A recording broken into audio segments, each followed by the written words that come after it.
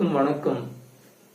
இந்த குயிலின் ஓசை எனும் இசையானது நாம் அனைவரும் ஒரு குறிப்பிட்ட வயது வரம்பிற்குள் வயல்காட்டில் காலை மாலை நேரங்களில் கேட்டிருப்போம். அந்த ஓசை எனும் இசையானது இப்போது கேட்க முடியவில்லை. ஏனென்றால் மனிதர்களின் அதிகப்படியான சொகுசு வாழ்க்கைக்காக இயற்கைக்கு எதிர்பாடான செயல்பாடுகளும் தான் காரணம். நாம் நன்றாக சொகுசான வாழ்க்கையை வாழ்வதற்காக இன்னொரு உயிரினத்தின் சுதந்திரத்தை பறிப்பது இயற்கைக்கு எதிரானதாகும். ஏனென்றால் ஒரு பறவை இருந்தால்தான் அது மனிதர்கள் வாழ்வதற்குரிய இடமாக இருக்கும். 5G அலைக்கற்றை எனப்படும் ஆங்கிலத்தில் ஃப்ரீக்வன்சி என்று சொல்வார்கள்.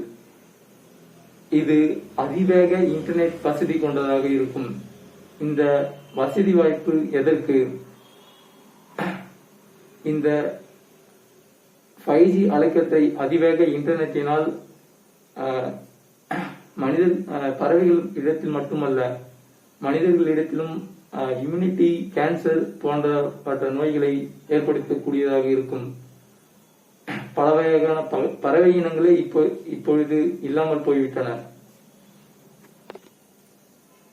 ஒரு பறவையோ அல்லது பூச்சிகளோ உண்ணும் உணவாக இருந்தால் மட்டும்தான் அது இயற்கையில் கிடைத்த உணவாகும். ஒரு பொருளை உருவாக்குவதில் ஆர்வம் காட்டுங்கள். அந்த பொருளை உருவாக்குவதனால் அந்த பொருளால் மற்ற உயிரினங்களுக்கு ஆபத்து என்றால் அதை